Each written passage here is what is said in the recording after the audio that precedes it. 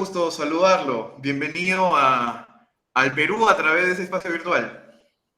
Para mí es un honor y un gusto siempre estar con ustedes. Conozco Perú, conozco especialmente Lima, Cusco. He estado dando clase en Cusco y en Lima también.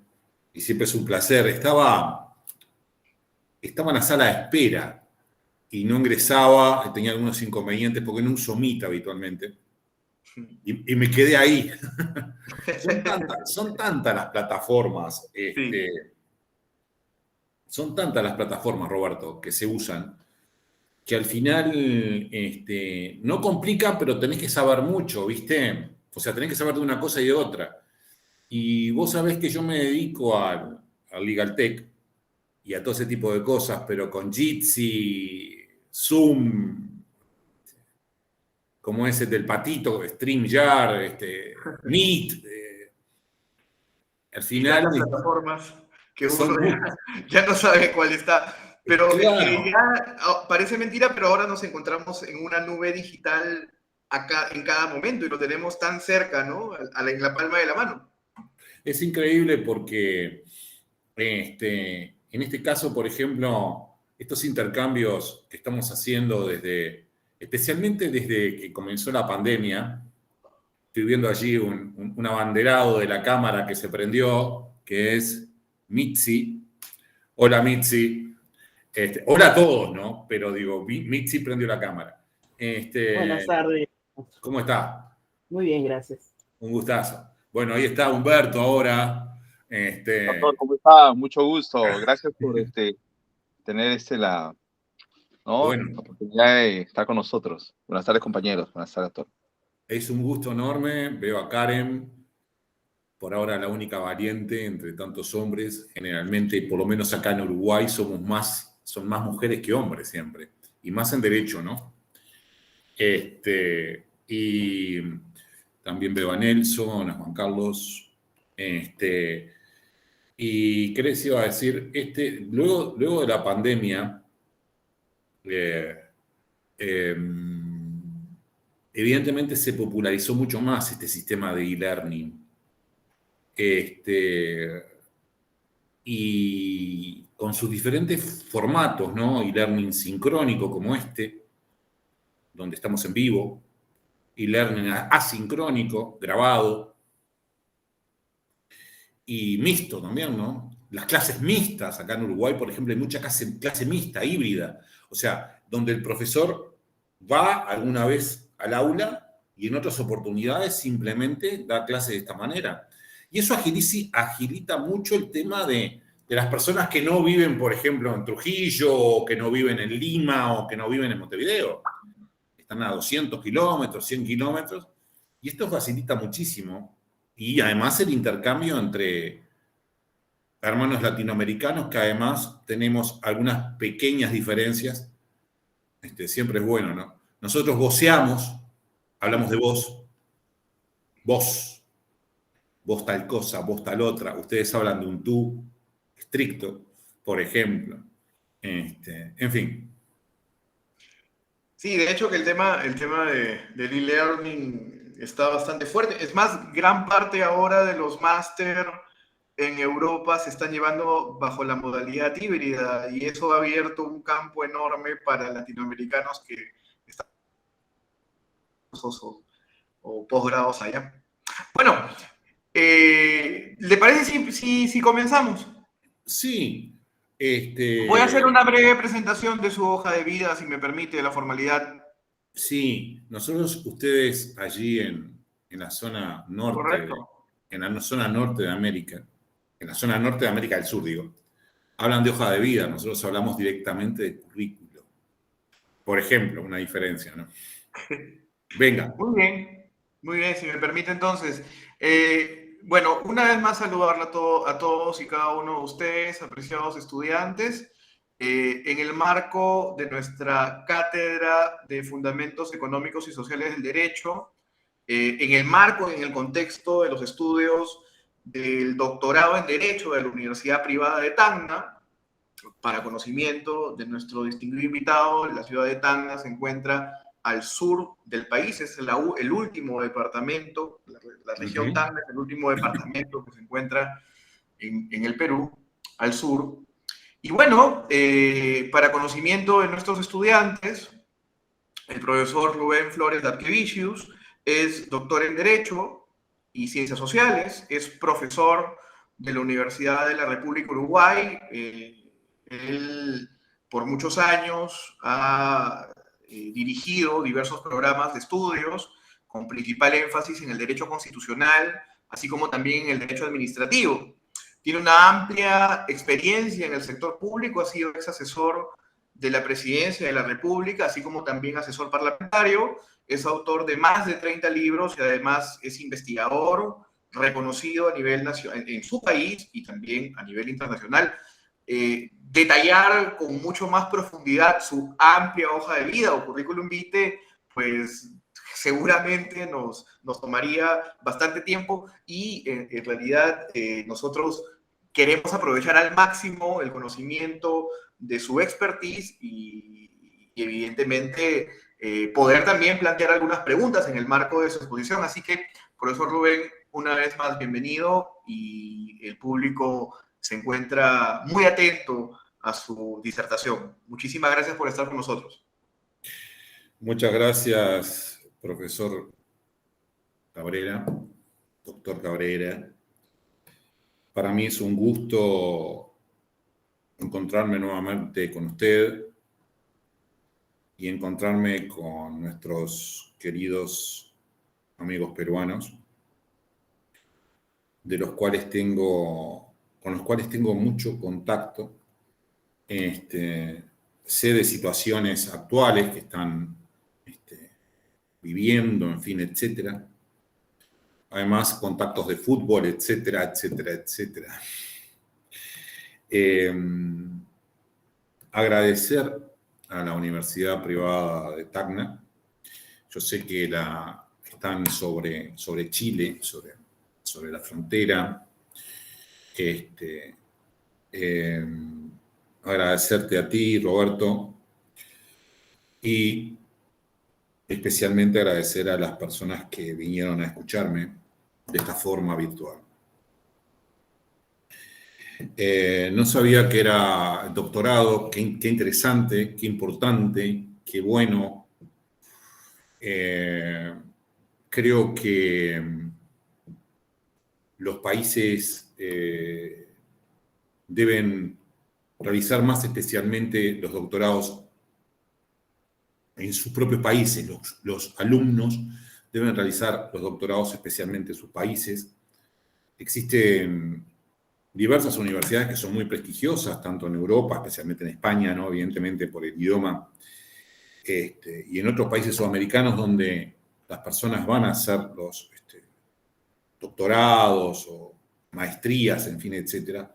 Y yo siempre fui partidario de que las mismas se realizaran en el propio país en virtud del conocimiento propio de las necesidades de cada uno de los cursantes. Luego, cuando el cursante, el futuro doctor o magíster va a desarrollarse, por ejemplo, si es maestro en una materia, bueno, allí tendrá los contactos correspondientes para conocer el derecho de otros países. Una muy interesante cátedra se te ha asignado, Roberto, Fundamentos del Derecho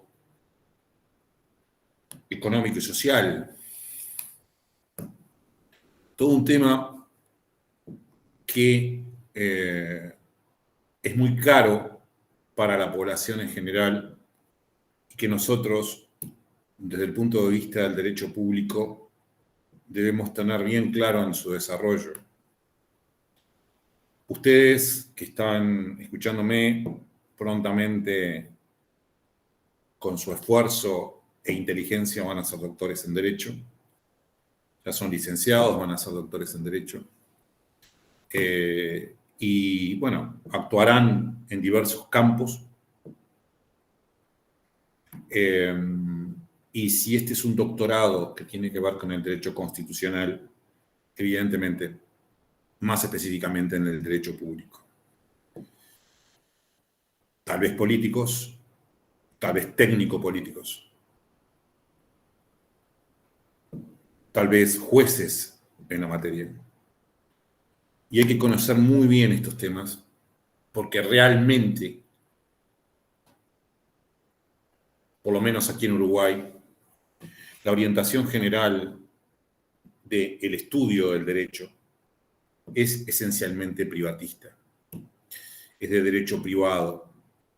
Y los autores de derecho privado, sin desmedro de ellos, en absoluto, se especializan en esa materia. Se especializan en civil. Hace mucho calor acá en Montevideo en este momento. Estamos en pleno verano. Pleno verano. Enero, y acá son las 5 de la tarde. 5 y algo de la tarde. Entonces estamos con las estructuras muy calientes de un sol muy intenso. No es en desmedro de los privatistas, de los que se dedican al derecho privado, como tampoco, por ejemplo, es en desmedro de los que cultivan el derecho procesal, un derecho muy importante, en tanto el derecho es una ciencia argumentativa que debe ser probada en proceso. Pero el derecho procesal es un derecho adjetivo. El conocer los fundamentos de los derechos humanos y especialmente de la aplicación de los derechos humanos en cada uno de nuestros países es fundamental. Evidentemente, no me voy a detener en un gran desarrollo en lo que tiene que ver con la definición de los derechos económicos y sociales. Aquí es bien extraño porque aparecen, uno tiene un antivirus, ¿no? Entonces aparecen los carteles, en fin, etc. Y me apareció un cartel donde estoy yo, donde yo me veo. Quería eliminarlo y no quiero ahí lo estoy eliminando. A ver, sí, ahí lo eliminé. Hay que tener muy buen antivirus y muy buen cortafuegos, por lo menos aquí está muy complicada la cosa. El fundamento, no me voy a detener en este tema en específico porque doy por sentado que ustedes ya lo conocen de la mano de Roberto. Sí, hacer una pequeña introducción para yo entrar en calentamiento, diríamos, hablando en términos futbolísticos. El Estado, como ustedes saben, en un comienzo, cuando nace a la vida como tal, nace como un Estado juez y gendarme, Estado liberal de derecho, y luego, específicamente, de la Primera Guerra Mundial y de la Revolución Industrial, aparece los derechos de la segunda generación, los derechos humanos de la segunda generación. Hoy, en este momento, específicamente, lo hablábamos antes de comenzar, ya estamos en una evolución muy importante en lo que tiene que ver con los derechos digitales,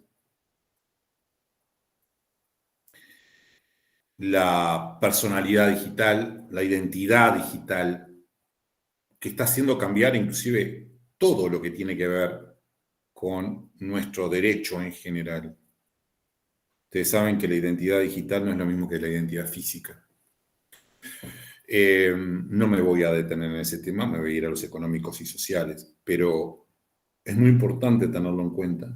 Hablábamos hoy que yo soy un especialista en LegalTech y todo ese tema está transformando. Inclusive el otro día veía, Roberto, no sé si vos has tenido contacto, pero veía un interesante libro sobre tecnología y derecho constitucional. Lo tengo en PDF, cualquier cosa después te lo paso. Derecho y tecnología, derecho constitucional y tecnología. Uno se pone a pensar en qué puede transformar al derecho constitucional la tecnología. Bueno, el voto electrónico, por ejemplo, me quedaría ahí horas. horas hablando del voto electrónico. Bien, los derechos sociales entonces se reconocen, especialmente económicos y sociales, se reconocen especialmente en ese momento. Dos constituciones insignias, buques insignias, la Constitución alemana de Weimar, la Constitución de Querétaro, que surgen por determinadas particularidades tanto en México. México estaba viviendo una situación social determinada y Alemania salía de la Primera Guerra Mundial.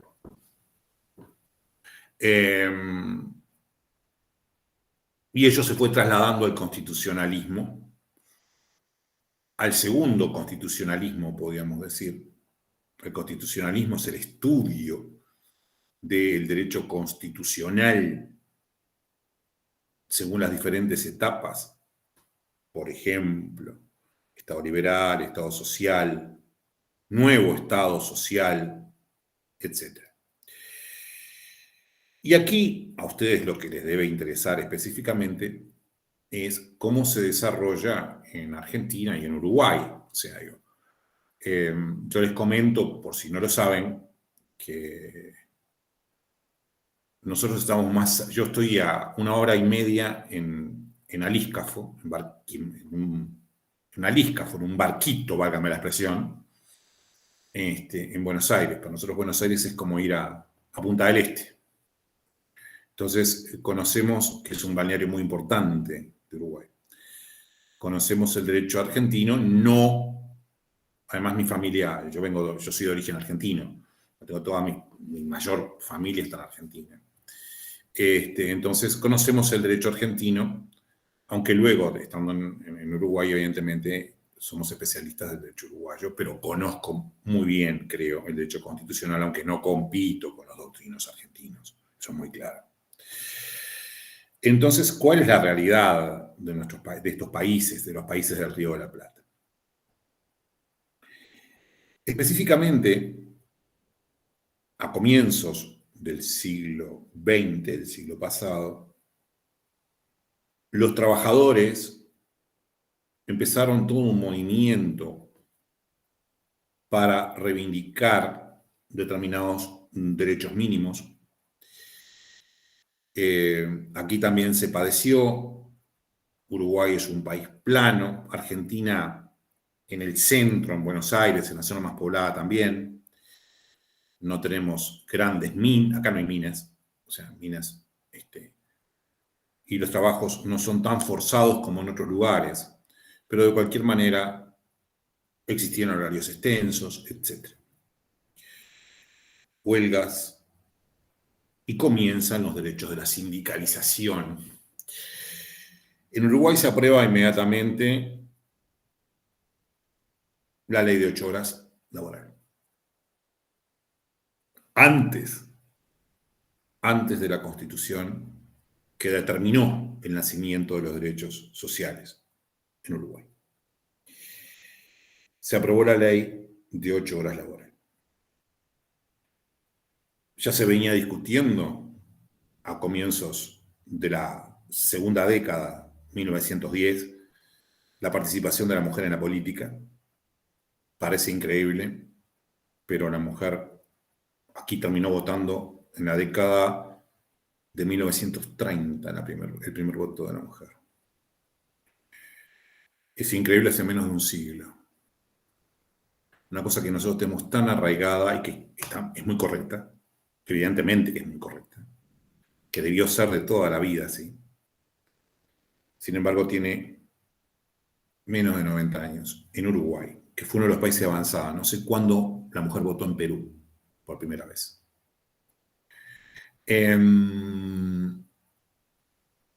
Todos estos movimientos se consolidan en Uruguay en la Constitución de 1934. Uruguay tuvo una constitución, que es la Constitución de Nacimiento del Estado, en 1830. Es la primera constitución uruguaya, como la primera constitución argentina es de 1853, que es la que está vigente, además. Argentina siguió el camino al estilo de Estados Unidos. Es decir, se le hicieron las reformas, pero se le fueron incorporando a la Constitución original. En Uruguay no. En Uruguay se hacen nuevas constituciones que se las denomina según el año de su promulgación. De su promulgación o de su entrada en vigencia. Esta Constitución de 1934 es, en definitiva, la que determina el surgimiento de los derechos sociales y económicos. Ustedes vean que, por ejemplo, aquí en Uruguay, el voto era censitario hasta 1918. Votaban solamente los que tenían un capital, etc. No estoy en derechos económicos y sociales, estoy en derechos políticos. Pero hace un siglo. O sea, cosas que nosotros vivimos, inclusive yo que soy mayor que ustedes, como algo completamente natural, es muy reciente. Lo mismo sucede, por ejemplo, yo comencé a escribir, cuando yo era estudiante no había fotocopiadora aquí en mi país. Para ustedes es lo más habitual tener una fotocopiadora o tener una computadora. Nosotros no teníamos fotocopiadora, teníamos que estudiar en los libros. O teníamos que estudiar en apuntes. Después inclusive vinieron los delivery, los que te alcanzan, delivery, me imagino que ustedes lo llaman de la misma manera porque viene del inglés. Los que te alcanzan los apuntes, ahora te alcanzaban fotocopias. Y las computadoras se empezaron a usar acá en la administración pública por el 1991, 92. Yo aprendí a escribir en máquina común. Bien, pero eso es otra historia. Esa es una historia que a la vez yo quiero destacar porque siempre lo digo en todas las charlas que puedo, que es importante para ustedes que son jóvenes, que están aprendiendo, que siempre tienen que estar aprendiendo y que esta materia, nuestra profesión, es una profesión que cada día que no estudias, sos menos abogado, sos menos licenciado, menos doctor, menos profesional.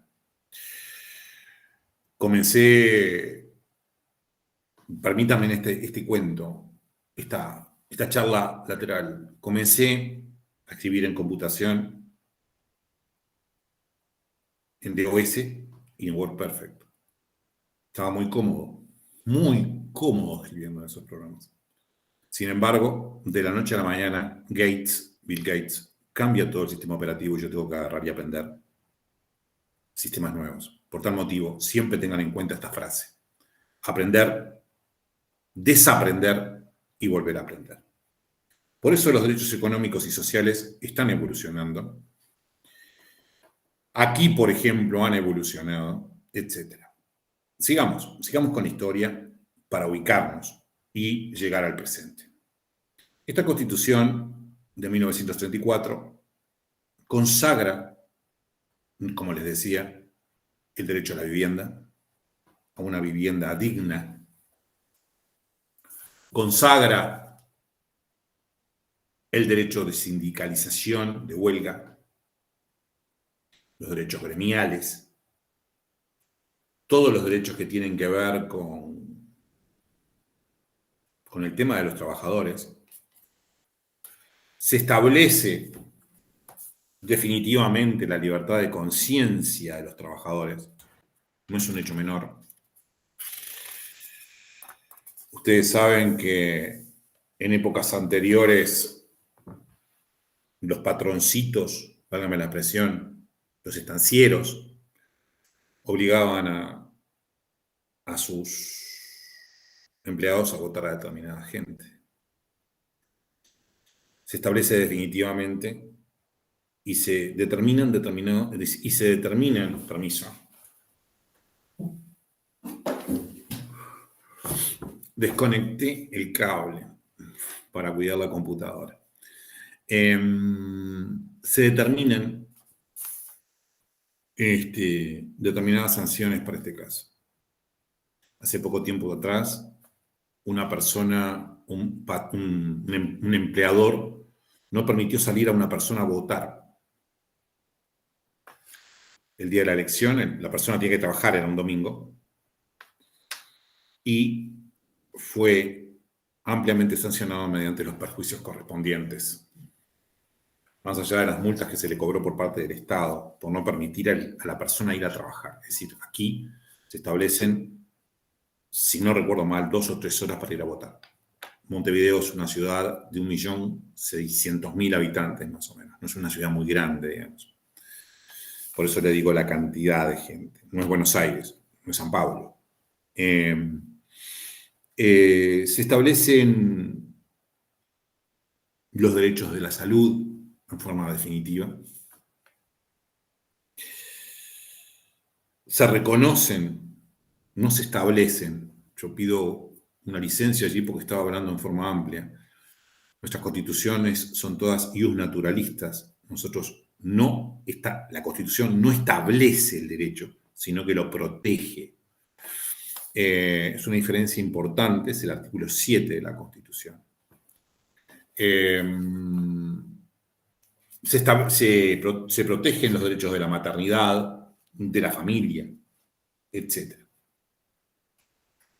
Esto es importante, lo que le decía con respecto a los derechos sociales, a todos los derechos, a los de primera, segunda, tercera, y por ejemplo algunos ya hace tiempo que hablan de derechos de la cuarta generación. Se establece en este artículo 7, por eso se los voy a leer, cuál es el fundamento de los derechos en general en Uruguay. Los habitantes, y habla de habitantes, no habla de ciudadanos. En algunas constituciones se habla de ciudadanos, aquí se habla de habitantes. Desde hace mucho tiempo se habla de habitantes. Los habitantes se entiende generalmente con residencia permanente. Hay mucho peruano aquí en Uruguay en este momento. Hay una inmigración fuerte de Perú. Hace un tiempo tuve la posibilidad de comer en un excelente restaurante peruano, por ejemplo, comida típica peruana. Mucho peruano. Entonces, hay mucho venezolano, etc. Hay una gran inmigración en estos momentos hacia los países. No sé ustedes, si ustedes están recibiendo inmigración. Acá hay mucho peruano, pero nosotros estamos recibiendo mucho venezolano, mucho cubano, dominicanos, en fin, etc. Los habitantes de la República tienen derecho a ser protegidos. Tienen derecho a ser protegidos en el goce de su vida, honor, etc. Es decir, la Constitución no establece los derechos, sino que establece establece la obligación por parte del Estado de ser protegidos los derechos. Además, Uruguay es la asociación política de todos los habitantes. Seguimos con lo mismo. Y ahí se establece claramente, es la asociación política, está hablando del contrato social. Uruguay, la Constitución es una Constitución claramente naturalista. Pues bien, esta Constitución de 1934 comenzó a aplicarse, como les decía, más allá de ser un derecho político. Inmediatamente la mujer comenzó a votar, se estableció una ley que reglamentó la Constitución de 1934. Para nosotros es fundamental, por ejemplo, también se sigue discutiendo el hecho de regular el derecho de huelga. En Uruguay, la central sindical no está de acuerdo y no se regula el derecho de huelga. Desde 1934, por lo menos, no se ha regulado el derecho de huelga. Se permite la declaración de servicios esenciales por parte del Estado. Es decir, si un área del Estado, hace unos cuantos años, pero hace unos 20 y pico de años, hubo una huelga de policías, con todo lo que significaba. Hay una ley que permite declarar el servicio como esencial y obliga a las personas a concurrir. Y no solamente a los funcionarios públicos, sino también a los privados.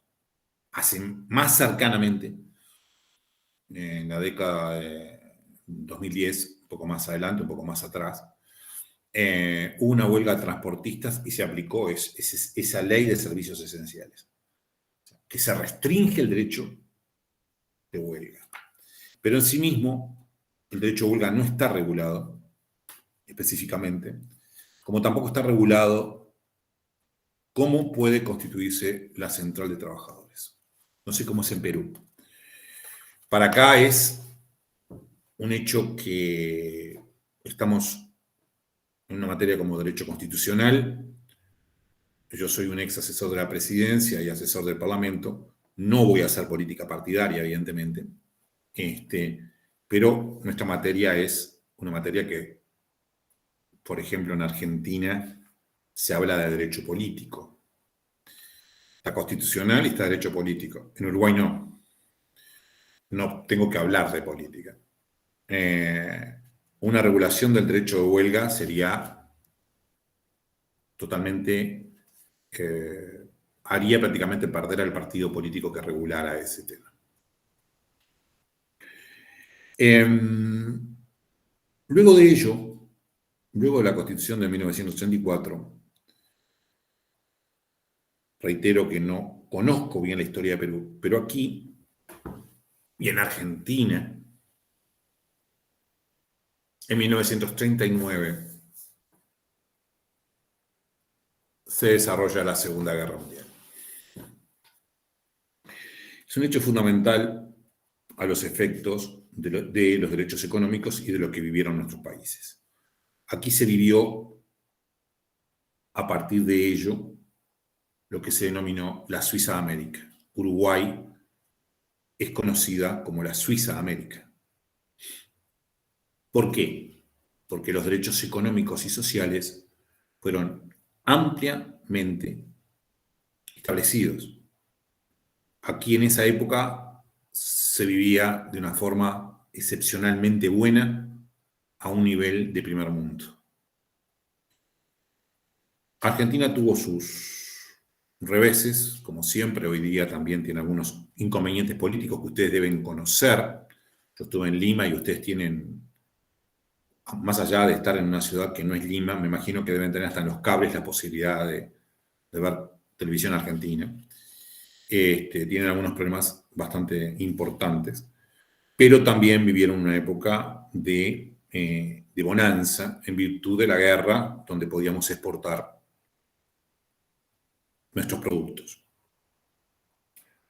Trigo, por ejemplo, en Argentina, ganado, acá también, etc. Ello hizo que se reconocieran muy ampliamente los derechos sociales. Aquí se habló de un estado de bienestar. De un estado de bienestar. Les comento, como algo tal vez anecdótico, pero que pinta, o sea que hace bien patente la situación. Los frigoríficos uruguayos daban una tarjeta a sus empleados, a veces inclusive el matrimonio eran los dos empleados. Daban una tarjeta y les daban en ese momento, estamos hablando de la década del 40, 50, 60, les daban 1 kilo de pulpa, 1 kilo de entrañas y 1 kilo de puchero, para todos los días. Todos los días. Miren lo que estamos hablando. Luego de ello, desembocamos en un estado que comenzó a deteriorarse. Los términos de intercambio cambiaron, las potencias predominantes, especialmente en Europa, comenzaron a resurgir: Inglaterra, Francia, Alemania, etc. Y los términos de intercambio cambiaron y el derecho social, el Estado social de derecho, comenzó a restringirse. Esto es importante porque nos va conduciendo a cuál es el Estado social en este momento en Uruguay.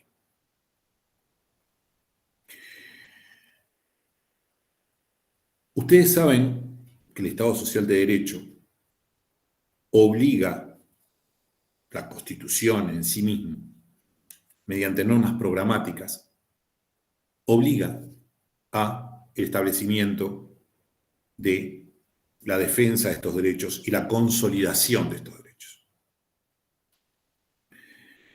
Mediante la actuación y la aplicación del principio de subsidiariedad. Este principio de subsidiariedad, en esa época, se aplicaba sin lugar a dudas, de principio. Es decir, el Estado intervenía para defender los derechos sociales necesariamente intervenía prestando los derechos sociales, necesariamente si las empresas privadas no lo hacían. Un ejemplo típico, la educación. Otro ejemplo típico, la salud pública. Intervenían directamente, prestaban el tema. Perú, que es un país más grande, evidentemente debe tener mucho más claro esto que voy a mencionar ahora. Evidentemente una empresa privada, el Estado descarga, por lo menos aquí en Uruguay, descarga la aplicación de determinados derechos sociales en las empresas privadas. La prestación directa. Y ello tiene una serie de consecuencias importantes. Las empresas privadas quieren ganar dinero. Funcionan para ganar dinero.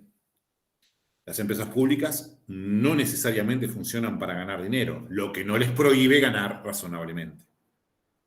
Lo que no les prohíbe ganar razonablemente.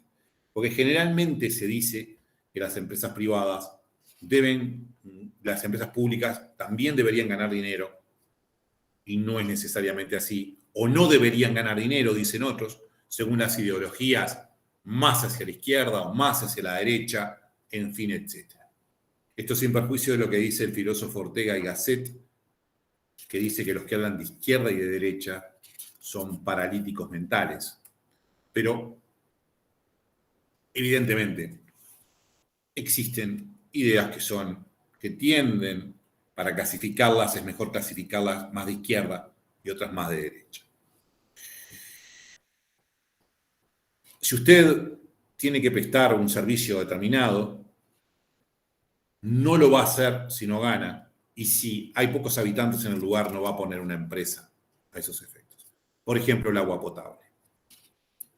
Usted no va a extender toda una cañería de agua potable para darle de tomar agua o para que le acceda a tomar agua y todo lo demás que se hace con el agua potable, si existen 4 o 5 casas y tiene que extenderse muchos kilómetros. No le conviene. Entonces, en ese momento, se aplicaba, mejor dicho, el principio de subsidiariedad en forma necesaria. Así, las empresas públicas en Uruguay deben conceder estos servicios, la escuela rural, servicio social típico, educación, deben conceder estos servicios en forma obligatoria. Con el advenimiento en Estados Unidos de Reagan, con el advenimiento en Inglaterra de Thatcher, la cosa comienza a cambiar, por lo menos aquí en Uruguay. Estos dos gobernantes, el presidente Reagan y la primer ministro Thatcher, que evidentemente era la que gobernaba. Yo siempre digo que el Parlamento no gobierna en el régimen inglés. O sea, gobierna el partido político que está en el Parlamento y termina gobernando el jefe del partido político. Y en ese caso era Thatcher, quien gobernó Inglaterra en la Segunda Guerra Mundial. Evidentemente fue Churchill. Bueno, esa es otra historia para hablar respecto al parlamentarismo establecido, entendido en un sentido realista, no en un sentido de hoja de papel, porque el que gobierna es el primer ministro. Pero eso es otra historia. Eran evidentemente personas netamente liberales y comenzaron las privatizaciones. Uruguay no se vio ajeno a esta situación y comenzaron a haber determinadas privatizaciones y se comenzó a discutir si el principio de subsidiariedad debía aplicarse en forma de principio o de excepción. Ustedes saben que cuando nos encontramos con un principio general, este solo puede ser excepcionado por norma expresa y esa excepción no admite extensiones analógicas. Por eso es muy importante saber si este principio que se aplica en Estado Social de Derecho es justamente un principio o una excepción.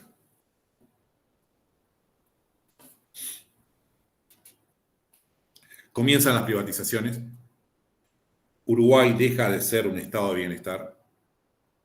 Lo mismo sucedió en Argentina, con las particularidades argentinas, evidentemente. Y se llega a prácticamente la etapa actual, que es una etapa donde el Estado se ha retraído, por lo menos en Uruguay, inclusive con gobiernos de izquierda. Uruguay tuvo gobiernos de izquierda desde el 2005 al 2019, al 2020, tuvo gobiernos de izquierda. Inclusive en esa época se retrajo, se privatizaron determinados servicios. Y comenzaron a aparecer entes reguladores. Y siguen apareciendo entes reguladores. Estos entes reguladores lo que hacen precisamente es regular la actividad de los privados cuando efectivamente llevan a la práctica determinadas actividades que en principio podrían corresponder al Estado en un Estado social de derecho. Así en Uruguay, por ejemplo, existen diversas universidades privadas. Tengan presente que en Uruguay la enseñanza es obligatoria, gratuita y laica, por Constitución. Obligatoria, gratuita y laica. Y estos entes reguladores han aparecido para quedarse, por lo menos por el momento. Veremos qué sucede. Y es esta la realidad que estamos viviendo hoy día. Evidentemente, como les decía hoy en Uruguay existe un gobierno de centro, bien de centro. Ha habido alguna privatización más. Veremos qué sucede con estos derechos fundamentales para el ser humano, para la persona desprotegida, que en nuestros países con particularidades son la mayor cantidad de la población, en las zonas rurales, etc. Vamos a ver qué sucede con esto. Por ejemplo, en Uruguay, para terminar esta exposición y quedar a las preguntas que ustedes estimen del caso, en una presentación muy simple, porque evidentemente no puedo entrar en detalles de un derecho que ustedes no conocen y los entraría a aburrir. Cuando hablamos de los derechos, tenemos que inmediatamente mirar y distinguir los derechos de las garantías de los derechos. Hablé de la definición de los derechos sociales. Hablo de cómo se llevan a la práctica los derechos sociales en Uruguay. Y ahora voy a distinguir el derecho de la garantía, porque es fundamental. O sea, sí, tengo derecho a una vivienda digna, fantástico. Tengo derecho a medicamentos de alto costo. Mire qué tema estoy hablando. Medicamentos de alto costo. Ahora, ¿cómo los llevo a la práctica? ¿Cómo exijo los derechos? Bueno, evidentemente, por lo menos en Uruguay, la forma de exigir el cumplimiento de esos derechos es mediante la acción de amparo. En forma rápida y eficaz. Pero ¿qué sucede aquí? Estoy haciendo una presentación general, insisto. ¿Qué sucede aquí? Medicamentos de alto costo. Los jueces de primera instancia generalmente conceden estos medicamentos de alto costo para salvar la vida, para extender la vida, para hacer una vida mejor, medicamentos contra el cáncer, medicamentos contra la esclerosis múltiple, etc. Pero son medicamentos que valen miles de dólares.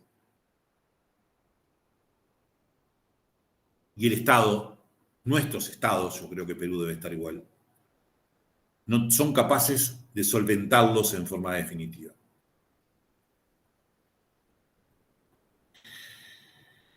Los jueces de primera instancia generalmente, cuando está bien fundada la acción de amparo, cuando el derecho es incontestable, acceden a la prestación. Y los tribunales de apelaciones, o sea, la alzada, es más conservadora y no se accede. Medicamentos de alto costo, vivienda digna, etcétera, etcétera, etcétera. Es entonces que estos derechos económicos y sociales todavía están, yo diría que en el cumplimiento en sí mismo, están, por lo menos en nuestros países, aquí al sur, en pañales. Han retrocedido en algunos aspectos, fundamentalmente por eso les hablaba del estado de bienestar, por un tema económico. Han retrocedido y nosotros, los que defendemos, los que intentamos defender a la población más humilde, estamos continuamente propugnando la aplicación de estas normas constitucionales, la reforma de las mismas en algunos casos, porque en algunos casos son simples programas. Por ejemplo, en el derecho de vivienda se dice, el Estado garantizará el derecho de vivienda, etc. Ahora, ¿cómo? ¿Cómo lo va a garantizar? Mi querido Roberto, creo que con esto he presentado el tema en general. Acá en general, respecto a la situación de los derechos económicos y sociales, una definición breve, el establecimiento, la regulación constitucional, la distinción con la garantía fundamental que los protege y la situación actual, tanto en Uruguay como en Argentina, que es prácticamente similar. No sé si existe alguna pregunta, si quieres que desarrolle algo, si mis queridos colegas quieren que desarrolle algo en particular, y estoy a vuestro requerimiento. Muchas gracias, profesor Rubén. Ha sido muy amable y gentil por compartir algunas reflexiones acerca del contexto que motiva desarrollar este seminario hoy. Sí tenemos manos levantadas desde ya hace un buen rato y justamente la doctora Mitzi quería formularle una pregunta y posteriormente la doctora Karen Coaila también planteará una interrogante. Doctora Mitzi, la escuchamos con atención. Muy amable, doctor, por darme la palabra. Felicitar al doctor Rubén Flores por la excelente disertación, en realidad. Em, Hay algunas cosillas que quisiera preguntar. En principio, indicaba usted que la constitución política de Uruguay, pues, indicaba a los habitantes. En nuestro caso no es así. Entiendo más o menos por dónde va esa redacción. Sin embargo, me gustaría que la ampliara un poquito más para tener una certeza lo mismo. Adicionalmente, debo de indicar también de que usted estuvo conversando, hablando sobre la época de las tarjetas para mera alimentación. Las tarjetas, Donde perdón, Mitzi. las tarjetas para lo que es la alimentación, pues, los bonos, digamos, o algo similar. Bueno, pues en Perú también se hizo eso en el año 85, ¿no? Con el primer gobierno de Alan García. Estuvimos bastante similares, digamos, en ese sentido y además, bueno, pues incluso hasta la leche, ¿no? Leche Ensi, la famosa leche Ensi, pues tenía que ser 1 litro nada más por familia, y si era una familia muy grande, era 1,5 litros y no había más, no había carne, la carne había que estarla contrabandeando, entre comillas, buscándola desde las 4 o 5 de la mañana o encargándola de un día a otro, vendiéndola escondidas, el cambio, no había posibilidad de tener dólares, había jóvenes que estaban estudiando fuera, los papás desesperados porque no se podían conseguir dólares, los dólares fueron prácticamente confiscados y todo ello, ¿no es cierto? Y la otra situación es sobre la educación gratuita, obligatoria y laica. Me gustaría saber ahí, en ese sentido, cuando indica usted que es obligatoria, ¿significa en consecuencia que en las universidades no se da evaluaciones para poder efectuar o acceder a la educación universitaria, por ejemplo? Y Mitzi, en cuanto, dígame, te voy a pedir, por partes. permitime que te tutee. Te voy a Sí, por pedir, supuesto que sí. te voy a pedir que me vayas haciendo las preguntas en cascada. Has mencionado, en cascada, o sea, una tras de otra. Ok, Porque me has hecho una cantidad, has mencionado tantos temas tan fundamentales. así es. Me hablaste de los habitantes, pero me hablaste de la leche. Aquí hubo un momento, en este país que es un país completamente agropecuario, donde también la carne estaba restringida. El asado acá es fundamental. El 1 de mayo, el 24 de diciembre, el 31 de diciembre, bueno, todos los domingos es día de asado. Estaba restringida. Teníamos que salir del departamento de Montevideo, que no es muy grande, pero teníamos que salir 30 y pico de kilómetros, 30 kilómetros, que digo mal. Teníamos que salir aproximadamente unos 18 o 20 kilómetros para comprar carne en el departamento de al lado. Era un chiste, porque en el departamento de al lado había, en una circunscripción departamental, es decir, nosotros somos un estado unitario. La leche, en determinado momento existió un ente, una persona jurídica estatal, que se encargaba, subsistencia se llamaba, miren el nombre, subsistencias, que vendía la leche barata con una tapa roja. En esa época era la leche, cuando venía la leche, estamos hablando de los dinosaurios, la leche venía en vidrio, venía, y eso todo desapareció hace tiempo. Si habrá temas, por eso te digo, en cascada, me mencionaste varios temas. Voy a empezar por el primero. Uruguay hace tiempo que es la Asociación Política de los Habitantes. Los derechos se conceden a los habitantes. Esto, yo sé que no es en todos lados igual, pero para nosotros es una máxima, y más ahora que nos ha tocado ser un país donde estamos recibiendo mucha inmigración, un país de emigración. Aquí los derechos, el único derecho que una persona no uruguaya, no nacional, o sea, nacional, no nacional, tiene, no lo tiene, es ser presidente de la República. El presidente de la República tiene que ser un nacional. Pero si no, hasta los senadores, con determinadas características, tienen que lograr la ciudadanía, etc., pueden ser extranjeros.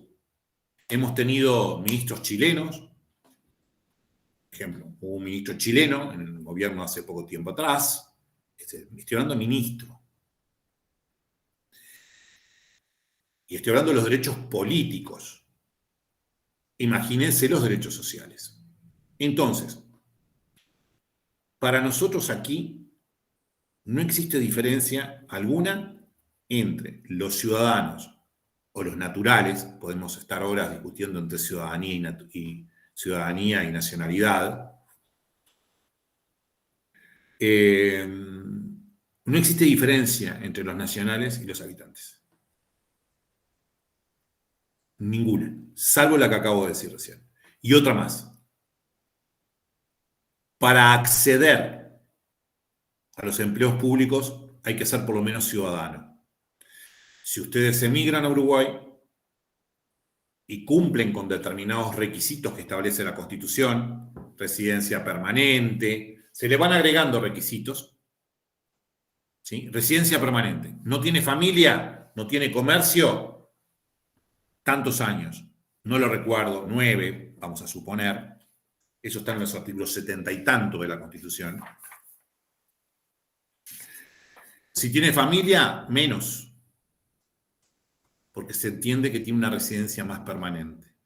Entonces, concedida la ciudadanía, usted puede ser funcionaria pública. Si no tiene ciudadanía, no puede ser funcionaria pública. Los empleos públicos son para los ciudadanos, pero después los derechos de los habitantes son exactamente iguales en materia de salud, en materia de educación, y ahora voy a una segunda pregunta, en materia de educación, en todas las materias, salud, educación, vivienda, son exactamente iguales. Este es un país de migración, ahora nuevamente. Hubo una época en donde exportábamos a Europa. Todo el mundo viajaba a Europa y viajaba a Australia y a Nueva Zelanda. Ahora nuevamente estamos recibiendo gente. La enseñanza. No sé si quedó claro, Mitzi. Sí, por supuesto que sí. Sobre la enseñanza que usted va a empezar a hablar precisamente, era sobre esto de la educación obligatoria, gratuita y laica que me interesa conocer más profundamente.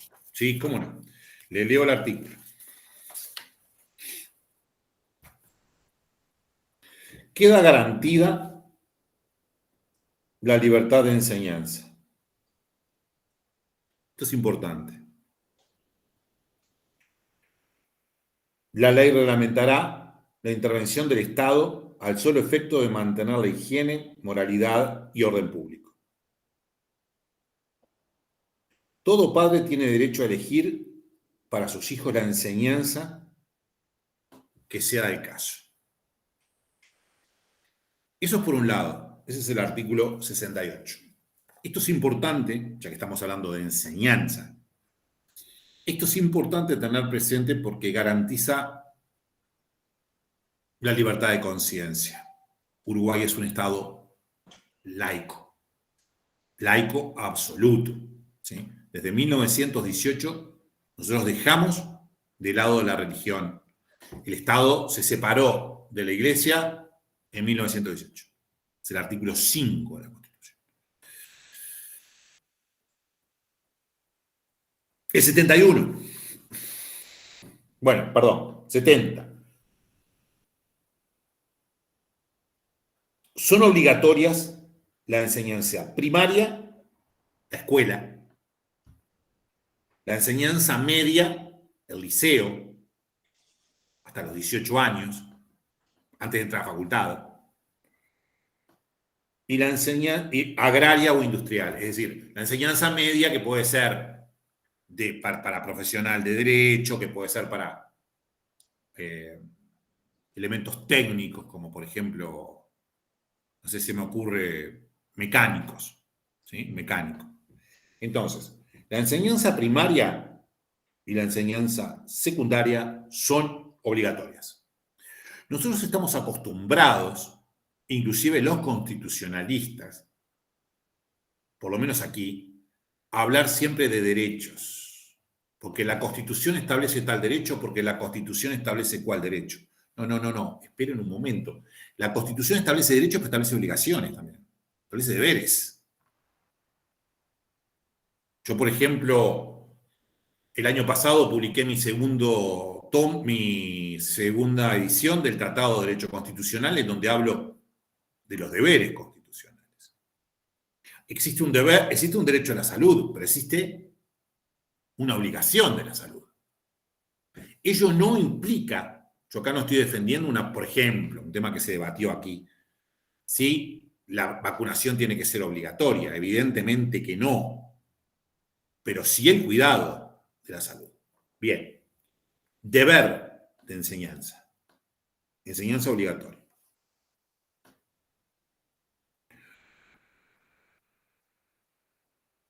Declárase de utilidad social la gratuidad, declárase de interés social la gratuidad de la enseñanza oficial pública, primaria, media y superior.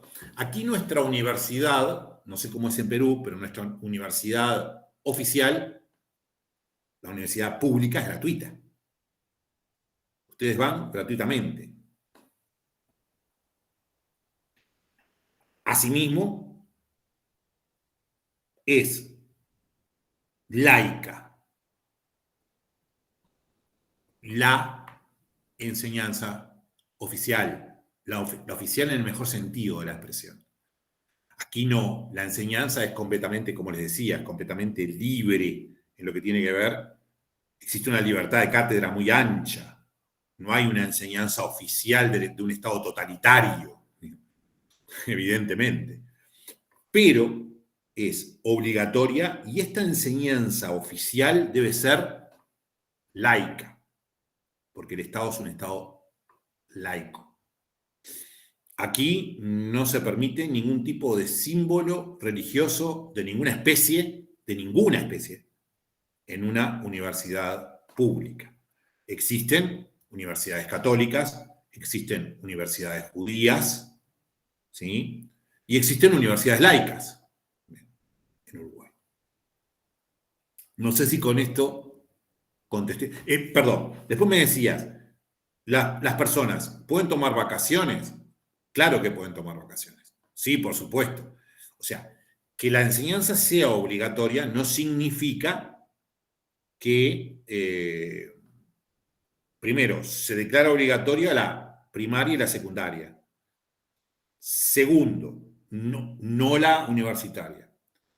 Segundo, evidentemente, cada alumno y cada familia observa cómo se aplica esta obligatoriedad, es decir, cómo lleva a sus niños o a sus adolescentes a los liceos. Y aquí me detengo un minuto más. Existen planes de incentivo para que los niños vayan a las escuelas, fundamentalmente en la enseñanza primaria. Las clases menos aventuradas, digamos, se les paga una asignación familiar, una cantidad de dinero por chico, por muchacho, por pibe, si concurre a la escuela. Si no concurre a la escuela, se le quita. Hace poco hubo un tema bastante importante desde el punto de vista de ese sentido, e inclusive que dio lugar a amplias discusiones políticas. Pero se incentiva, inclusive mediante pago por parte del Estado en lo que tiene que ver con la educación. Uruguay es un país que, con algún otro de América Latina, es de los más alfabetizados, es un hecho. Ello es un hecho. Ello no es sacando carpeta, porque evidentemente no nos fue tan bien en el Mundial, por ejemplo, de fútbol, sin embargo, a Argentina le fue mejor, y a Brasil también, y sin embargo, desde el punto de vista de la alfabetización, alguno de ellos deja algún elemento que desear. Pero es muy alfabetizado. Es muy alfabetizado acá. El índice de alfabetización está en el 99, 98% por lo menos. Toda la gente sabe leer, escribir, etc. No sé si contesté tu pregunta. Ese es precisamente un ítem que me interesa de sobremanera, en la medida de que en las universidades, por ejemplo, aquí en Tacna, por lo menos, no se efectúa una formación integral.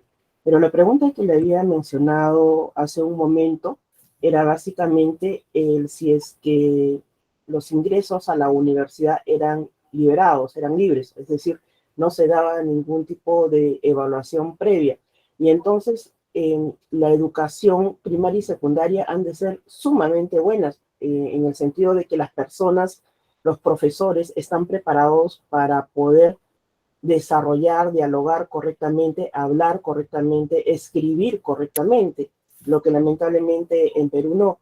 Y quería hacerle la última pregunta que tenía que ver mucho también con la educación, porque es parte de la diferencia entre un gobierno de izquierda que ustedes han tenido y un gobierno de centro derecha que tienen ahora. O sea, ¿cuál es la gran diferencia existente? Hubo un retroceso, entiendo, con anterioridad y ahora nuevamente están retomando el camino. Entonces, hay algunas personas pues que creen que el comunismo, el socialismo o el gobierno de izquierda, dependiendo sea el caso y de qué tan izquierda esté, es decir, si es que es izquierda de centro, izquierda extrema, ¿no es cierto? Algunos llegan a ser incluso hasta fundamentalistas izquierdas. Entonces, hacer una diferenciación en eso y determinar para conocimiento de los que estamos aquí y poder también propalarlo de esa forma, qué experiencia tiene Uruguay al respecto para que esto no se convierta en algo que se pueda repetir en otros países, como que lamentablemente usted sabe que en Perú estamos en este momento pues en una convulsión social, política y cultural definitivamente, en mi sentir, en mi perfil o en mi percepción, definitivamente por una cuestión de analfabetismo y ojo de que la ignorancia no solamente es por el que no estudió, sino es por el que no sabe, a pesar de ser profesional, pues si yo no sé algo, soy ignorante al respecto. Entonces no debe de tomarse tampoco la palabra de ignorante como un insulto, pero sí el tener en consideración de que uno no es Dios o uno es un ser superior para saber todo. Y respecto a esto, y termino con ello, respecto a los colegios laicos, pues sí, efectivamente tengo conocimiento que en Cajamarca hay un colegio laico que es piloto de una minera, promovida por una minera, en la que incluso van jóvenes estudiantes con ojotas o sin zapatos y no tienen uniforme inclusive y no hay ningún tipo de imagen. Sin embargo, la educación y la formación para todos es igual y tienen la misma oportunidad para poder hacer intercambios estudiantiles. Tengo entendido que en cuarto año se van a Francia o a Australia y tiene tanto derecho el que es hijo del funcionario como que tiene el derecho el hijo del agricultor, por ejemplo. Entonces, con eso quería terminar, por favor, para que nos comentara esa experiencia al respecto. Bien. Izquierdas y derechas. Formación de los partidos políticos. Qué tema también que da para estar horas hablando. En Uruguay, los partidos políticos que están en este momento en vigencia son, salvo una excepción, colcha de retazo, le decimos nosotros acá. Son colchas de retazo. Es decir, el partido gobierno anterior, el Frente Amplio, tiene desde el Partido Comunista, está conformado por varios partidos políticos y tiene desde el Partido Comunista tradicional al Partido Trotskista, comunista trotskista, y tiene a los socialdemócratas, tiene a los católicos, tiene parte de católicos dentro del Frente Amplio. Por tal motivo, usted en el Frente Amplio encuentra una izquierda, bien izquierda, y encuentra derecha. O sea, o por lo menos centro, mínimamente, o centro-derecha. Y los partidos tradicionales, el Frente Amplio se fundó en el 71 en Uruguay. Los tradicionales son los que vienen de antes. Tradicionales o fundacionales. Que son los partidos más que nada de centro. Un poco más de centro, un poco más de derecha. También son colchas de retazos. No tienen izquierdas extremas, evidentemente, pero pueden tener derechas extremas y sectores que se aproximen más a la izquierda. Un partido político en Uruguay de centro, definido de centro, el partido de gobierno hoy día en Uruguay, en algunos aspectos es más de izquierda que el Frente Amplio. Eso sucede también en Argentina, por ejemplo. Ustedes recuerden, por ejemplo, que el peronismo tenía a los montoneros y tenía a la AAA. Tenía un movimiento guerrillero de izquierda y un movimiento de represión de derecha. El peronismo. Eso para ubicarnos, por lo menos en esta zona de nuestro continente, en lo que tiene que ver con la formación de los partidos políticos que determina las políticas sociales.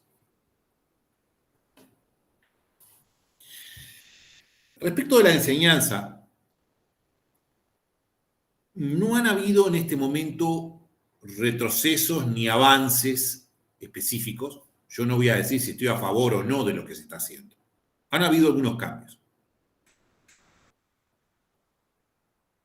Y les voy a decir en qué elemento, que es un elemento muy importante. El gobierno anterior, el gobierno del Frente Amplio, los gobiernos de izquierda, hicieron un gran hincapié en lo que se denomina la historia reciente. Toda la parte de la historia que tiene que ver con la dictadura en Uruguay, la violación de los derechos humanos, etc.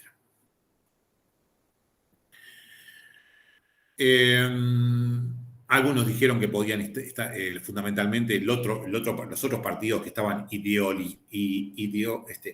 implantando ideología, no me sale la palabra. Ideologizados. Claro, estaban implantando ideología, en fin, etcétera. Tema de juego político, ¿vio? O sea, no es para discutirlo en este foro. Eso prácticamente quedó igual. Los programas no se cambiaron, porque además lo que denominamos historia reciente ya no es historia reciente. Aquí yo sé que estoy viendo personas que estarían recién nacidas o estarían naciendo en la época de la dictadura. O sea, ya tiene, la dictadura en Uruguay ya tiene, desde su nacimiento tiene 50 años. Duró hasta 1984. La dictadura nace en el 73 en Uruguay y recuerden que la mujer vota en el 38.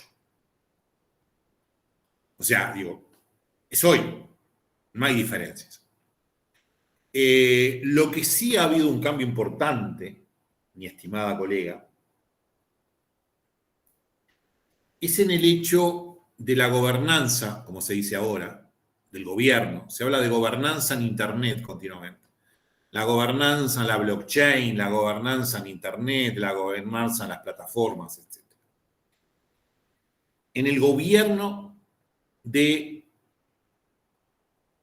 los entes de enseñanza, específicamente, más que nada en secundaria. ¿Sí? En secundaria. Los gobiernos anteriores de izquierda dieron una amplia participación. Para lo que había es una amplia participación. A los sindicatos, para integrar el jerarca, el órgano máximo del órgano, de la persona pública estatal de enseñanza media. ANEP, Administración Nacional de Educación Pública. Y hoy día eso está en retroceso. El presidente de la República ha dicho continuamente que él escucha a todo el mundo, pero que él y el sistema político es y fue el elegido para gobernar. Cambió radical ideológicamente. La izquierda da más participación a los entes intermedios, o sea, a los entes que intermedian entre las personas con el jerarca, le dan más participación. Y el gobierno actual quita esa participación o intenta quitar esa participación con una fuerte oposición de los sindicatos, con una fuerte oposición del gobierno en la oposición, en forma notoria. Ese es el elemento más importante en lo que tiene que ver, desde mi punto de vista constitucional, en lo que tiene que ver con la reforma que está llevando a cabo este gobierno de centro. Recuerden que América Latina está en este momento más que nada gobernada por gobiernos de izquierda. Uruguay en el centro y algún país más en el centro. En Chile encontramos un gobierno de izquierda, en Brasil izquierda, Argentina izquierda, etcétera, etcétera, etcétera. El tema de la universidad es diferente. El tema de la Universidad de la República es diferente. Y es importante porque es la universidad estatal. En las universidades privadas se rigen por la libertad de enseñanza, en fin, etcétera. Y además se rigen por conglomerados que tienen que ver con ciertas ideologías o religiones, etcétera. No sé si en Perú es igual, pero existen universidades católicas, jesuitas, del Opus Dei, etcétera, y existen universidades judías, etcétera, conglomerados que tienen determinadas, mayoritariamente determinadas formaciones. Es un hecho innegable. No digo, no estoy ni a favor ni en contra. Tengo mi posición que no la voy a decir. Lo que sí me importa es destacarle cómo se regula la educación en Uruguay en el centro. Comienzo en el artículo 201. En Uruguay existen dos tipos de descentralización, como debe existir en Perú. La descentralización, Perú es un estado unitario. La descentralización territorial y la descentralización por servicio. Una cosa es por región, como en Tacna, que formará parte de una región, que no conozco el nombre en este momento. Y otra cosa es un servicio público, por ejemplo, como la luz en Uruguay, la electricidad, la luz no, la electricidad es un servicio público, pero que está descentralizado del Poder Ejecutivo por servicio, por especialización en el servicio. La enseñanza es un ente autónomo, la máxima autonomía, es descentralizada por servicio, no por territorio, sino por lo que sirve, por su cometido. La enseñanza, el consejo directivo, voy a leer un inciso nada más, el 203. El consejo directivo de la Universidad de la República, del cual yo soy egresado, profesor, etcétera, la pública. El consejo directivo de la Universidad de la República será designado por los órganos que la integran y los consejos, estos son los órganos que la integran, los consejos electos por docentes, estudiantes y egresados. O sea que la Universidad de la República tiene la mayor autonomía establecida en la propia Constitución. Solo puede ser gobernada por los consejos, las asambleas elegidas por cada uno de los estamentos, los egresados, los estudiantes que también intervienen, y los docentes. Se le da prioridad a los docentes, evidentemente. Tienen mayor representatividad y el rector, el jefe, el máximo órgano, es un docente. Por tanto, sin perjuicio de algún cambio en los programas, fundamentalmente en lo que tiene que ver con la forma de evaluar a los alumnos, los programas en sí mismos ideológicamente no fueron cambiados. Los programas. Las materias tampoco. Las materias que se dan tampoco. Historia, idioma español, geografía, no se cambia. No se cambia el programa, no se cambia la materia, pero sí en un tema importante, en secundaria específicamente y en primaria, cómo se integra el órgano dirigente. Estoy a ti, no sé si contesté tu pregunta, Mitzi. Quería saber si es que el ingreso a las universidades era libre o es libre. había... Es libre. Okay. Es libre, perdón. Fue la primera parte. Siempre me quedo en la última. Es la primera parte. Yo tuve que dar, en la época de la dictadura, yo ingresé en la dictadura, yo tuve que dar una prueba de admisión. Pero la prueba de admisión que nosotros dábamos en aquel momento era por capacidad económica para entrar. No era por incapacidad en la formación, se supone. Se supone que no era por incapacidad en la formación. Luego, cuando viene el gobierno democrático, quita la prueba de admisión. No es como en Brasil, que se da el vestibular, famoso vestibular brasileño, que hay que dar una prueba para ingresar. Acá en Uruguay se ingresa libremente a la Universidad de la República, que es gratuita. Inclusive, quiero que ustedes sepan, hay mucho alumno extranjero en la Universidad de la República. ¿Por qué? Porque es gratuita. Entonces, muchas personas vienen a estudiar acá las carreras de grado y después vuelven a sus países de origen. Especialmente, no en derecho de repente, porque evidentemente, si viene un peruano tiene que revalidar el título y tal vez le hagan dar determinados exámenes, seguramente, porque el derecho es diferente en algunos aspectos. Pero ingeniería, medicina, arquitectura, hay mucho estudiante extranjero. Y en la Facultad de Derecho hay estudiantes extranjeros que después vuelven a sus países de origen. En conclusión, no hay que dar ninguna prueba. Ello no significa que el nivel de enseñanza esté en su mejor momento.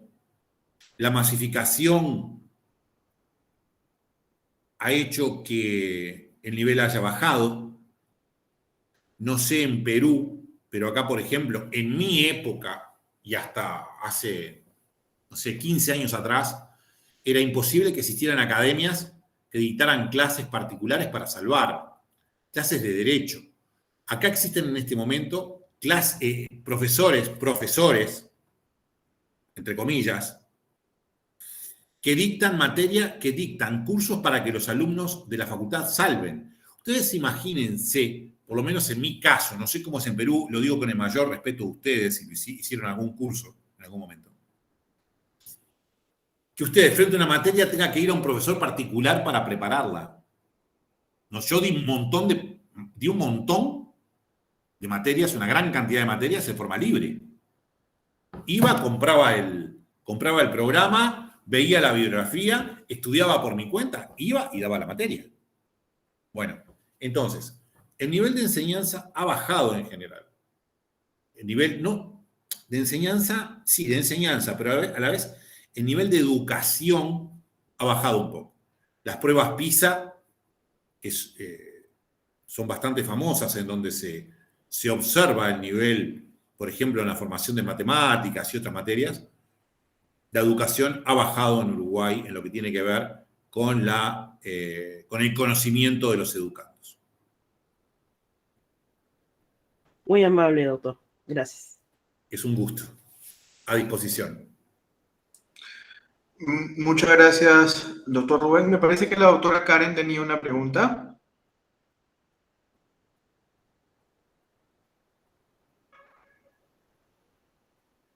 Karen, ahí apareció. Doctor. El nene. Sí, disculpe, mi hijita. No, está bien, Sí, Karen. doctor. Quería preguntarle, no logré entenderle bien respecto del derecho colectivo o la huelga, que no estaba regulado, es decir, que los trabajadores no pueden obtener mejoras laborales mediante negociación colectiva en Uruguay. Muy bien. Esa era mi pregunta, sí, y también si tienen un código de trabajo, que bueno, en Perú todavía es un anhelo. Y la otra pregunta es, ¿cómo promueve en Uruguay el empleo formal? Esas preguntas son. Bien, Muchas no te me olvides después de decírmelas de vuelta, porque me hiciste también preguntas en cascada. Ok, doctor, disculpe. No, está todo bien, está todo bien. Bien. Primera pregunta. La huelga, los derechos gremiales siempre fue un anhelo de la izquierda y especialmente de la clase trabajadora que determinados elementos de los derechos del trabajador no estuvieran regulados específicamente. El artículo 53 de la Constitución dice: el trabajo está bajo la protección especial de la ley. Todo habitante de la República, sin perjuicio de su libertad, tiene el deber, y acá hablamos de los deberes, tiene el deber de trabajar en fin.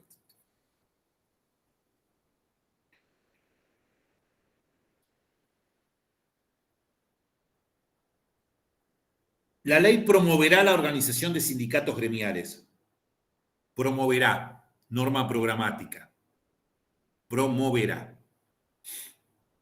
Acordándole franquicias, dictando normas para reconocerles la personería jurídica.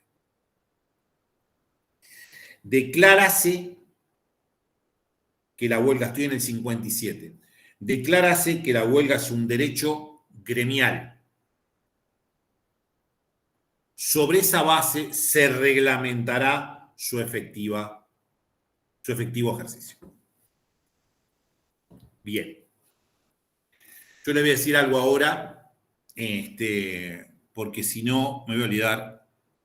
Yo, habiendo leído esto, perdónenme que que me vaya por la rama muy largo. Mi correo electrónico el doctor lo tiene, pero yo le voy a decir, es rflores, es muy simple, rflores, capital, o sea, @montevideo.com.uy. rflores, @montevideo.com.uy. Yo dirijo una revista que se publica en Argentina para toda América Latina, España y Portugal. Sí, perfecto. Y los invito a enviarme algún artículo si desean, cuando realice su tesis de doctorado, si la quieren publicar también, con mucho gusto. Bien, está el correo, está la invitación hecha. Si no me iba a olvidar.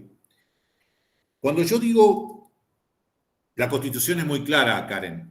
O sea, la huelga es un derecho gremial, el Estado lo reconoce, no lo consagra, lo reconoce. Pero los sindicatos, han habido en este gobierno, precisamente, Mitzi, han habido varios intentos de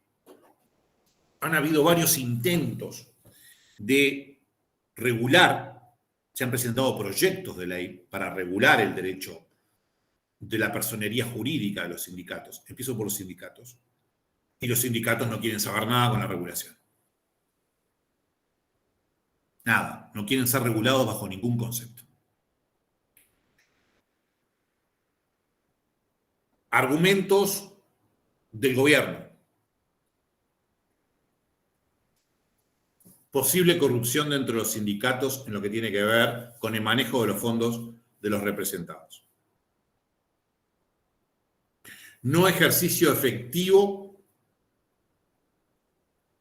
de la libertad sindical en tanto los dirigentes no son elegidos por voto secreto y obligatorio. Argumento del gobierno, argumento del centro. Argumento de los sindicatos y de la izquierda. No existe corrupción. Los trabajadores pueden intervenir libremente en la elección de sus representados, de sus representantes, y no es necesaria la reglamentación para la concesión de la personería jurídica. Específicamente lo que tiene que ver con las cuotas sindicales, etc. Yo acá voy a decir algo que no sé si en Perú es igual, pero esto es un hecho, es una verdad. Lo pueden buscar, no estoy haciendo propaganda, no estoy haciendo un comentario político. Tanto en Uruguay como en Argentina existen, como en los partidos políticos,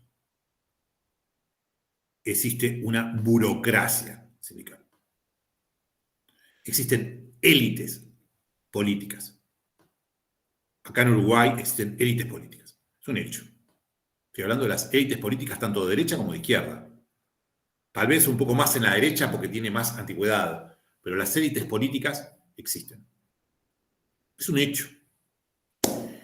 Acá, por ejemplo, el presidente de la principal sindical, de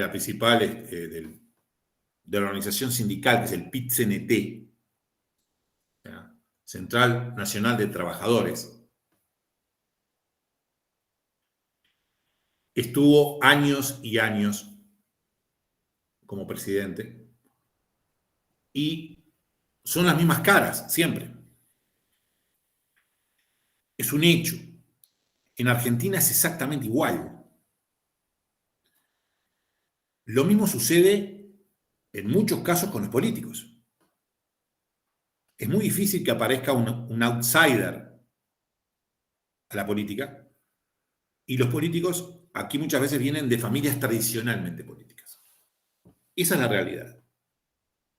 ¿Es necesaria la regulación para cambiar la situación de los sindicatos? No sé. No sé si se cambiará. Evidentemente los partidos políticos están regulados, específicamente regulados, y sin embargo es bastante difícil cambiar la élite política.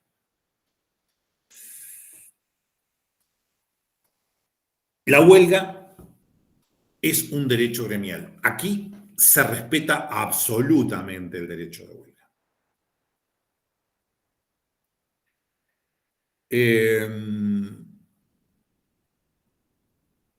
Recientemente, este gobierno reguló un aspecto muy importante en lo que tiene que ver con el derecho de huelga, que es el problema de los que no quieren hacer el derecho de huelga. Eso fue inclusive objeto de un referéndum, es decir, se lo trató de bajar, se lo trató de quitar, ¿sí? El referéndum, no sé cómo es en Perú, pero ustedes aprueban una ley y aquí el pueblo, bajo determinadas circunstancias, puede impugnar la ley y dejarla sin efecto, en un ejercicio de democracia directa. Ejercicio de democracia directa. Se reguló ese tema. ¿Qué sucedía? Dice el gobierno que unos pocos no dejaban entrar a trabajar a otros. Que se eliminó el derecho de ocupación de una empresa, por ejemplo. de las instalaciones de una empresa. Se eliminó ahora. Antes se ocupaba y no se podía entrar. Ahora se ocupa y se dice, no, esta ocupación es ilegal. Hay que ir por los medios correspondientes, ¿no? Pero se puede eliminar el derecho de ocupación de las fábricas. Todo un tema ideológico. La izquierda se opuso ferozmente a este tema. Ferozmente, lo quiero decir, no lo digo mal, lo digo tampoco violentamente, tampoco lo digo mal, con mucha fuerza, quiero decir, a este tema. Pero el derecho de huelga es absolutamente respetado, ¿sí? Salvo, yo lo comentaba hoy, Karen, salvo que el ejercicio de ese derecho de huelga pueda perjudicar elementos esenciales en el funcionamiento del Estado. Por ejemplo, comentaba, hace unos 20 años atrás, un poco más, hubo una huelga de policías. Y se declararon, hay una ley nacional dictada por el legislador. No es un poder del poder ejecutivo. Es un poder la ejecuta el poder ejecutivo, pero por autorización legal. No es por decreto. Se establecen servicios esenciales. Entonces, de esa manera, se obliga a que se retomen los servicios. Por lo menos por guardias gremiales, mínimamente. En su comienzo, para finalizar con esa parte de la pregunta, en Uruguay existía un delito que se llamaba abandono colectivo del cargo. Era un delito el abandono colectivo del cargo. Coartaba completamente el derecho a huelga. Eso quedó derogado. Así que el derecho de huelga es efectivamente respetado, es un derecho gremial fundamental para que los trabajadores puedan hacer oír su voz frente a determinadas injusticias desde su punto de vista. Lograr mejores condiciones de trabajo, lograr mejores salarios, y a nadie en este país se le ocurre decir lo contrario. Pero reitero, hubo una modificación importante en lo que acabo de decir. Se pueden desalojar los locales. Antes no se podían desalojar los locales ocupados por los huelguistas. En Uruguay, además, creo que es tu tercera pregunta, en Uruguay existe una ley de negociación colectiva. O sea, que tanto las patronales o los patrones o los dueños se sientan con los representantes de los trabajadores a los efectos de negociar las condiciones de salarios, en fin, etc. No es mi tema, yo no soy laboralista. No me voy a detener porque no conozco, sinceramente no conozco los detalles. No es una ley que yo me haya detenido a leer, ni siquiera es una ley, yo soy administrativista, no es una ley que a mí me importe especialmente desde el punto de vista del derecho administrativo, aunque se aplica a la administración pública. Pues yo no me he detenido en ese tema. Porque tiene connotaciones esencialmente laboralistas, de derecho laboral. Si no llegan a un acuerdo, interviene el Estado. O sea que son negociaciones tripartitas, como se dicen aquí. Existen negociaciones tripartitas. Código de trabajo. En Uruguay no existe un código de trabajo, sino que existen una serie de disposiciones dispersas que regulan todo lo que tiene que ver el derecho laboral. El derecho laboral y el derecho de los trabajadores específicamente. No existe un código de trabajo, no existe la intención, evidentemente, de aprobarlo en este momento. No lo digo ni mal ni bien, digo, no existen proyectos en ese sentido, lo quiero decir. No existen proyectos para establecer un código de trabajo. es una materia dispersa, como es el derecho administrativo. Y eso hace inclusive difícil la actuación de los abogados que tienen que tener una especialización muy clara en el tema. O sea, para ejercer laboral tenés que ser laboralista. Y lo mismo sucede acá con derecho administrativo y otras materias. No sé si contesté tus preguntas, Karen. Sí, doctor, muchas gracias. ¿Sí? Bien. Muchas gracias, doctora Karen. Doctor Rubén, muchísimas gracias por su valioso tiempo. Esperamos no haber abusado más bien de su apretada agenda un fin de semana. Y en nombre de cada uno de los estudiantes de nuestra cátedra de Fundamentos Económicos Sociales del Derecho, del doctorado en Derecho de la Universidad Privada de Tacna, le hacemos llegar un caluroso saludo y nuestro eterno agradecimiento por haber colaborado con nosotros en esta sesión. Esperamos que en otra oportunidad podamos continuar aprendiendo de estos intercambios culturales y a través del derecho comparado también. Muchísimas gracias. Roberto, el agradecido soy yo, que hayan confiado en mí, que me hayan también otorgado su tiempo. Es un sábado, acá son las 7 de la tarde, ya es hora de quitarnos el saco y estar en otra cosa, pero también para ustedes que están cursando y que son... ¿Qué hora es ahora en este momento? Son las 7, allá son las 5. Para mí es un honor haber estado con ustedes, haber sido escuchado. Les dejé mi correo electrónico, estoy a disposición. Es un gusto verte, Roberto. Hacía un tiempito, un año y tanto que no nos veíamos. Y la organización de estos intercambios creo que son bien productivos para todos, porque si bien me tocó hablar a mí, en sus propias interrogantes, yo he aprendido mucho, me he acordado de determinados acontecimientos que sucedieron entre ustedes y otro país hermano que los ubica en la frontera, etcétera. Fui muy delicado para hablar de determinados elementos con Chile, digamos. Y espero haber llenado parte de la expectativa a ustedes. Les dejo esa frase que hoy fue una salida lateral.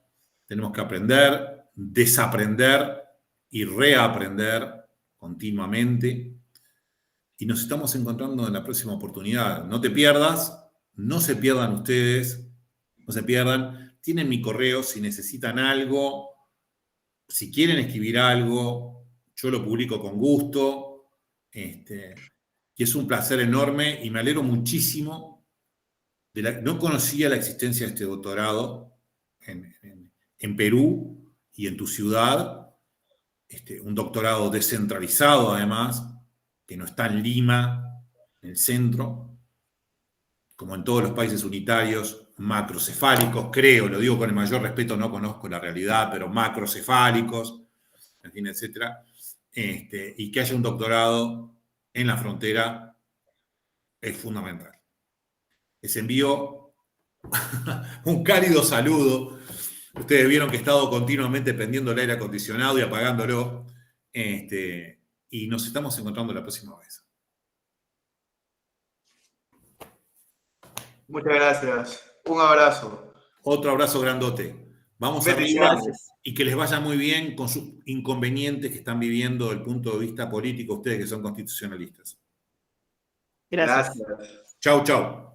Hasta pronto. Gracias.